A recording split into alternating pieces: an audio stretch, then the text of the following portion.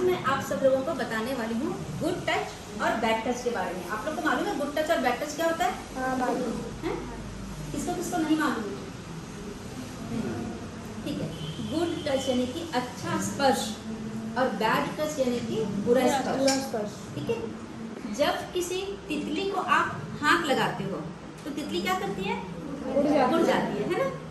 यदि किसी कुत्ते को ऐसे हाथ लगाने के लिए या फिर उसके पास जाते हो तो कुत्ता क्या करता है? भौं भौं करके आपसे दूर भागेगा या आपके ऊपर में फपटा करेगा या आपके ऊपर में झपटेगा। वैसे ही यदि किसी बिल्ली को टच करने जाओगे तो बिल्ली क्या करेगी? जस्ट आपको काटने को दौड़ेगी और फिर भाग जाएगी, है ना। क्यों ऐसा करती है वो? क्योंकि वो अपनी सुरक्षा चाहती है ना। वो आपसे बचना चाहती है क्योंकि वो डरती है कि आप कुछ उसको कर तो नहीं दोगे, मार तो नहीं दोगे, है ना।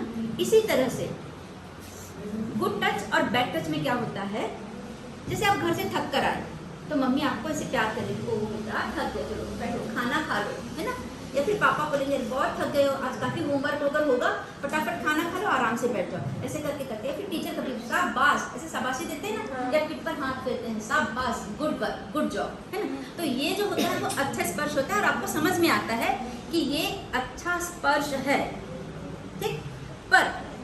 पर यदि आपके शरीर के ऐसे चार हिस्से हैं जहां पर किसी ने हाथ लगाया तो वो बुरा स्पर्श है। वो ऐसे चार हिस्से आपके शरीर के कौन से हैं? मालूम है आपको? कोई बताएगा? कोई भी? किसी को भी नहीं मालूम?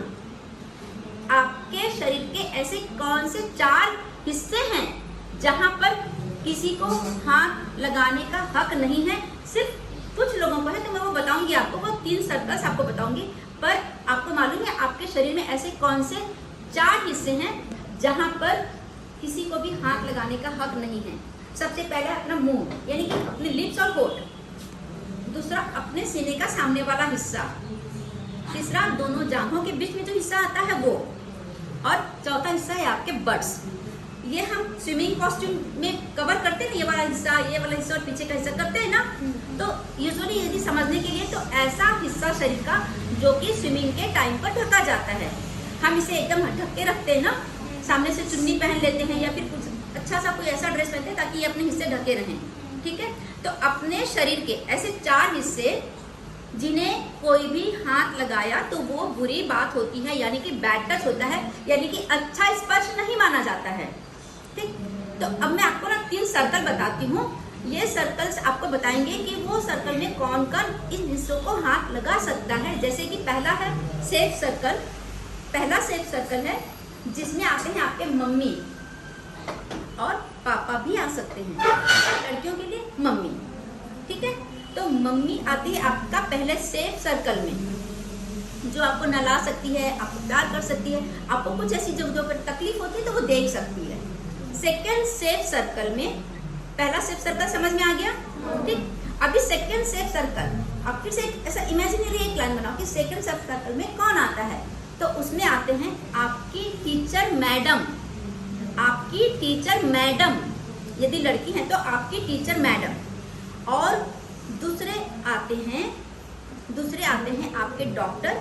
और आपके डॉक्टर यदि आपको इन जगह पर, ऐसे जगह पर कुछ तकलीफ होती है तो देख सकते हैं, पर उस वक्त आपकी मम्मी आपके साथ में चाहिए।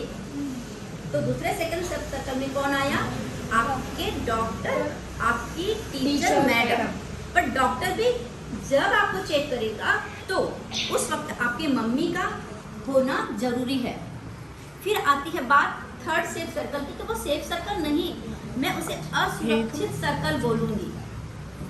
तीसरा जो सर्कल है वो डेंजरस सर्कल है, असुरक्षित सर्कल, अनसेफ सर्कल। उसमें कौन आता है? आपके आसपास के ऐसे लोग जिसे आप नहीं जानते हो, जिनसे आप अपरिचित हैं, जिन्हें आपने कभी देखा नहीं, या जो कभी कभी आपके घर में आते हैं, ठीक है। तो तीसरा जो सर्कल है उसमें आते हैं ऐसे लोग और उन्हें आपके शरीर के किसी भी अंग को हाथ लगाने का हक नहीं है। इवन आप यदि छोटे हैं और बस में हैं, आपके स्कूल के ड्राइवर वगैरह जो रहते हैं उनको भी नहीं।